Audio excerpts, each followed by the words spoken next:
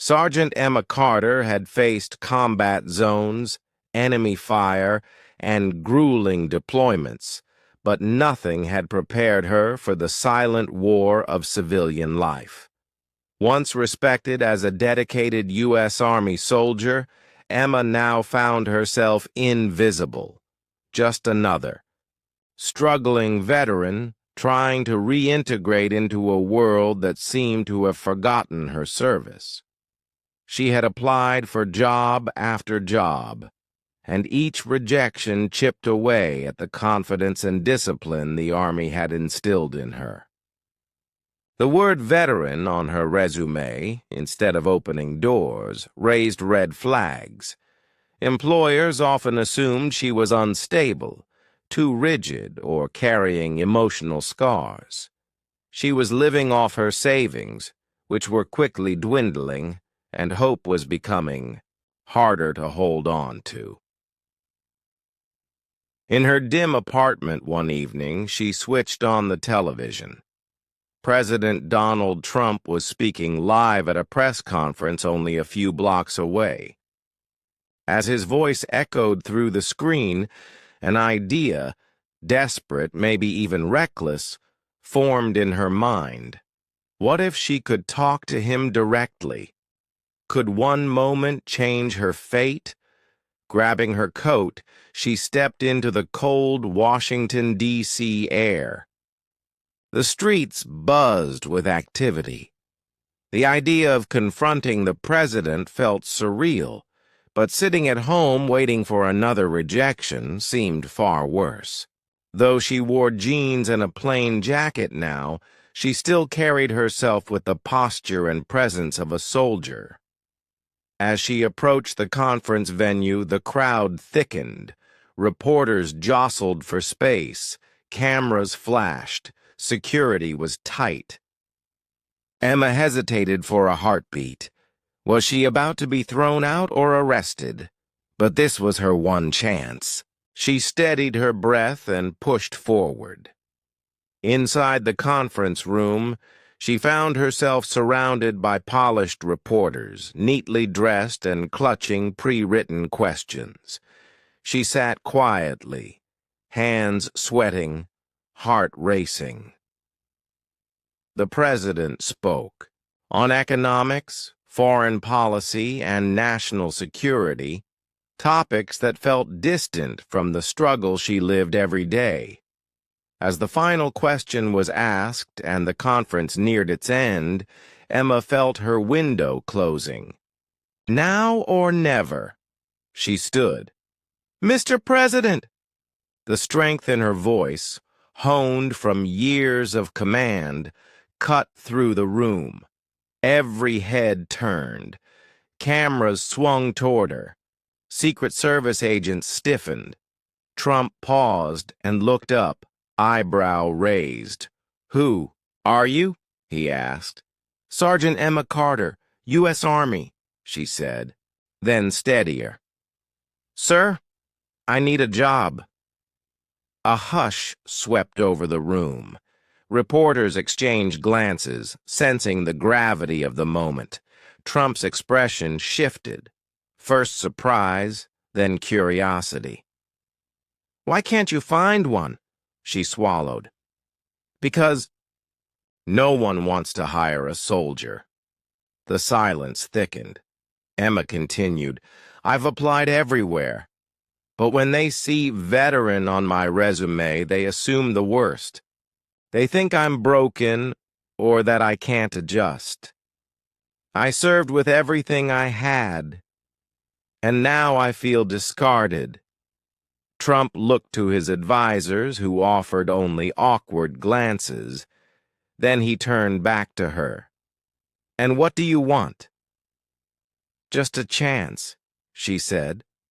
"Let me prove myself." The president tapped his fingers on the podium, thinking. Then he nodded and pointed. "Come up here." Gasps rippled across the room. Even the Secret Service looked unsure. Emma's heart thundered as she walked to the stage, past stunned reporters. Standing tall, she faced the president. "What was your role?" Trump asked. "Logistics team leader, sir. I managed operations and supplies." Trump looked toward his staff. "Is there a role in the administration for someone like her?" One advisor started. "We'd need to review—" "She's a veteran. That's qualification enough," Trump interrupted. He turned back to Emma. "How about the Department of Veterans Affairs? Help fix the system from the inside?" Emma could hardly breathe. "Yes, sir," she whispered. "Then you start Monday." The press room erupted. Within hours, the story spread like wildfire. Headlines read, "Trump hires female vet on the spot," and "Desperate plea becomes bold presidential move." Social media exploded, some applauding the move, others questioning it. But for Emma, it wasn't about politics. It was about purpose. She'd spent years giving everything to her country. Now, finally, she had a new mission. That night, alone in her apartment, she watched the replay on TV, her phone lighting up with messages. Friends, family, even strangers thanking her for speaking. Yet doubt crept in. She'd fought battles overseas. Could she survive the minefield of Washington bureaucracy? She'd find out Monday. Emma arrived at the Department of Veterans Affairs wearing a crisp blazer and slacks. Civilian clothes still felt foreign. Inside, she was met with wary stares.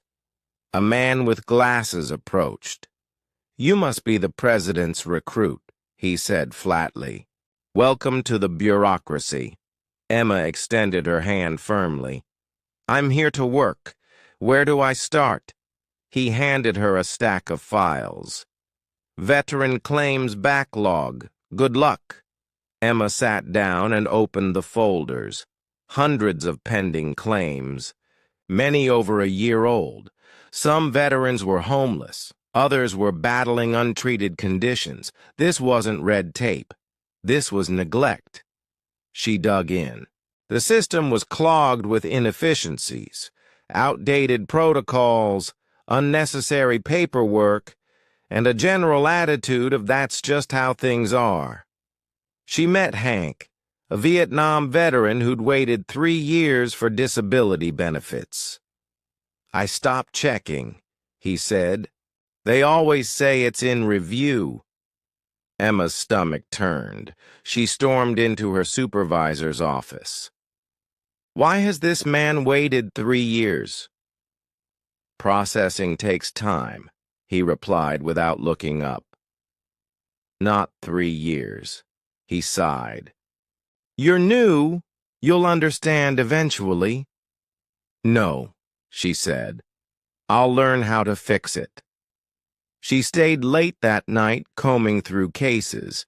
She didn't have authority yet, but she had something more dangerous: persistence. Not everyone appreciated it. Some officials dismissed her as an outsider. One scoffed. "This isn't the battlefield," Emma shot back. "That's the problem. On the battlefield, things get done." She pushed harder, connecting with veterans groups, compiling testimonies, building undeniable proof that reform was needed.